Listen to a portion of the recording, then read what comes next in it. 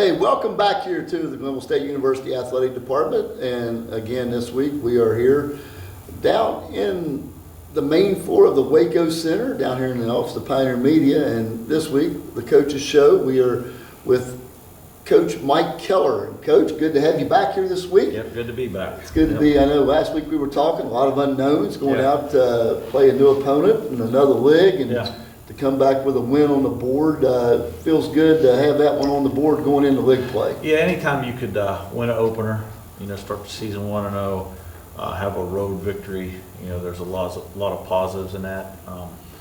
Generally, told the team going into the week that teams grow the most between week 1 and week 2. But there's a lot of mistakes. There's a lot of things we need to clean up from week 1. But it's good to be cleaning those up and making those adjustments and improving while having won. Yeah. Winning's always better than the alternative, and it does feel good to get that first win under our belts. Well, I tell you what, it was a long road trip, and just witnessing the the energy that the team had, watching that, and then to come out and get a 3-and-out. And then scoring on the first play. Yeah. About that, setting the tone and what that did emotionally for the rest of the Well, night. it probably gave our kids a lot of confidence.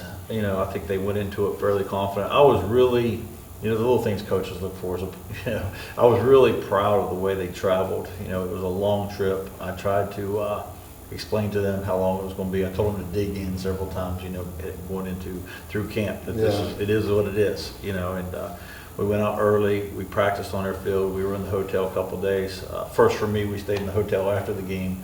And our team, they traveled very businesslike. They realized they were there to play a football game, and I was proud of them from that way. And then the game couldn't have started any better. Defense went out, and we won the coin toss deferred. I wanted to put the defense out on the field. I felt that was the more veteran group. Let them settle us in, and they did a nice job and held Quincy to a 3-and-out. Kicked the ball to us. We filled it clean. We got good field position, and we just called a little drive starter. Try to get our quarterback an easy completion to go 1 for 1, and they blitzed into the play, and our tight end tackle guard. They all did a nice job, and then Javian made a really nice run with it, and the receivers on the backside did a good job cutting their guys off. And I'd love to tell you that we drew it up to get a 60-yard touchdown, but no, it hit the way it needed to, and you could just feel it on the sidelines. Our defense was playing with confidence, our kick game was playing with confidence at the time, and then the offense to go out and get a score. All 3 phases were playing with a lot of confidence, and the score was 7-0. Then the big thing was, okay, boys, let's settle down. There's 14 minutes to go in this ball game. There were 14 minutes to go in the first quarter of this ball game. There's a lot of ball to be played. Well, we talked about in your history with the offenses that you worked with, really, that there's always been through your history players who make explosive plays. Yeah. And you had them in this game, 4 different receivers caught the balls from Jeff, and they were lengthy. Long touchdowns. Yeah, we threw. We had 4 long touchdown passes. Some of it was the way they were playing us, and we've had people play us that way in the past. We just, we didn't block it, throw it, catch it, whatever it was. It was good to see us go out and execute, those ball plays. And I think they must have had 6 or 7 pass interference calls against us. Their corners were really, going into the game, I thought that was the weakest part of their defense. And then, but you never know these first games, especially D2 rosters the way it is now. Could have been 2 transfers. They could have had Deion Sanders out there, as far as I knew. So it was good to see our receivers go out there and make those plays when we put them in one-on-one situations. And it was good to get that kind of protection to throw the ball down the field, and that takes everyone. And it was good to see the quarterback, good to see Jeff step in there and make those throws. Defensively, of course, we talked about right off the bat the 3-and-out. They kept putting the ball back in the offensive hands in the first half. Mm-hmm. But just the whole body of work. There was a couple big plays they gave up in the second half, set up those 2 touchdowns. You take those 2 away, I don't even know if they had 100 yards. They were really consistent getting after and getting to the ball. Yeah, and we played it pretty smart. I was really proud of our defensive staff. They called the game based on the scoreboard. They weren't concerned about the little 4- and 5-yard runs. When you get a lead like that, that's not what's going to beat you. And we did play it pretty smart. They did hit a couple big plays on us. I think we fell asleep more than anything. But no, we kept getting turnovers. I think we had Brandon had an interception. Mark Shepard had an interception. We had a fumble recovery. You know, we kept creating turnovers. They kept giving us short fields, and they really controlled the game. You know, and it is a good feeling as a head coach, and then when you're calling the plays to know, okay, well, it looks like our defense has them bottlenecked up pretty good. We just got to be smart with the football the rest of the way. Yeah, and in special teams, you had good coverage for the night. Kickoffs went in the end zone. You had 3 field goals. Yeah, I thought Josh did a great job kicking the ball deep. Made all his field goals. He missed the one. You know, it was good to know that when we got in the red area that we at least had 3 points in our pocket. That's a good feeling. And then Avery's play, you know, he kicked the ball the way Avery does. I mean, he was pretty consistent all night. And we talked about him a week ago about he's the all-league punter. And it was good to see Will snap the ball back there and let's just operate. You know, as a head ball coach, to see us operate and protect and do well in the kick game in the first game, especially. That's huge. Yeah. Well, it's exciting to have that one in the hip pocket, but now getting into league play, going down on the road to face a much improved Concord squad. You know, just some of your thoughts moving forward, heading down the Athens. Well, you know, Thursday night you stay in the hotel there. Friday you drive back, and then you know you're worried about your team and getting them, you know, run them a little and get some of that travel off of them, and you know then Sunday morning you wake up and the film's finally loaded up and you put it on, and then the rest of your week's just rolling because you see Concord and you're like, my God, they got a good football team. I mean, the Copeland kid was the special teams player of the week, ran back a kick for him at 222 yards of total offense.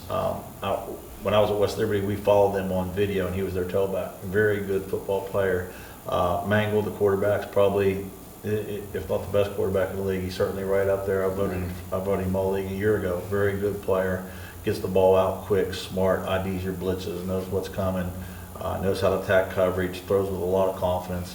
And then they got a bunch of good receivers, obviously led by Bowie, who, you know, heard us out here. I think it was his first college game a year ago. And Caught a lot of balls. Caught a lot of balls. I still see him catching slant routes against us, you know. So they're a very good offensive football team. They're much improved up front from where they were, you know, a year ago. They got 2 or 3 running backs that could jump out of your shoes. A tight end caught a big pass for them. I mean, they got a lot of skill. They're very good offensively, and they're good in the kick game. I thought their kicker and punter both did a good job. One of the things I look at when you watch the kick game is how good are their coverage teams. Their coverage teams were excellent, which tells me they got good overall team speed.